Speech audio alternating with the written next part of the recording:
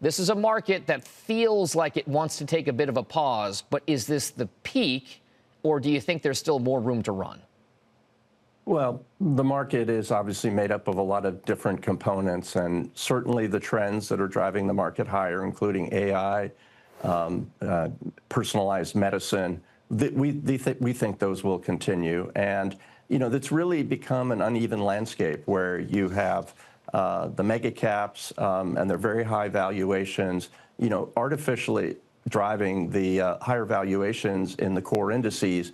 But if you look beneath the hood, there's a lot of attractive opportunities outside of the Magnificent Seven that are trading at good valuations, that have growth and a lot of potential. So we think as the market continues to broaden, and as we like to say, the other 493 stocks in the S&P 500 get their day in the sun, we still think there's a lot of positive momentum. All right, Mark, that inquiring minds want to know what goes on that shopping list among the other 493 stocks in the S&P 500.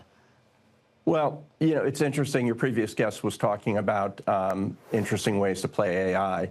And, when we look at AI, we think of enablers, we think of enhancers, and we think of end users. And certainly the enablers like NVIDIA or Vertiv, as your previous guest mentioned, get a lot of the limelight. But if you look at companies like Howmet Aerospace, which is an end user and essentially applying AI in its business and improving operations, we think that could be the most powerful impact of AI. And it's not the companies that deploy AI, but rather the companies that benefit from AI. And for that reason, we're very excited about the end users. And in a lot of ways, this is a repeat of what we saw when the internet came to life. And sure, the internet providers did a great job, but it was the companies that used the internet and the ability to sell digitally and interact with their customers directly that benefited. So we're very excited about sort of this end user category, and there could be a lot of different companies that fall into that bucket. All right.